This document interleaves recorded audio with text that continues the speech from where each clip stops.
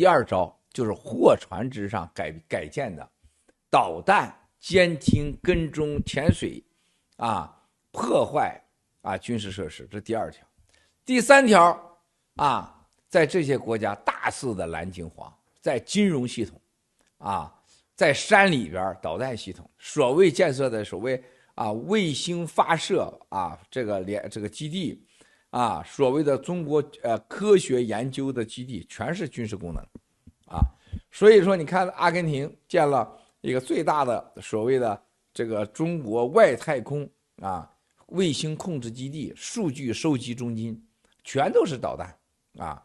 然后你再看看整个就美国，你看美国这个国家，它因为它旁边没邻居，歘歘都是齐的啊。你往南美那边看，你往古巴那边看，你就可以看点儿，一个点一个点一个点翻过去啊。你再看一看大西洋、太平洋周围，凡是共产党常去那些地方，全都是军事基地啊。美国人现在有概念了啊，但是你说他知道不知道？我可以告诉你，80%都不知道啊。就共产党玩的比他快，比他阴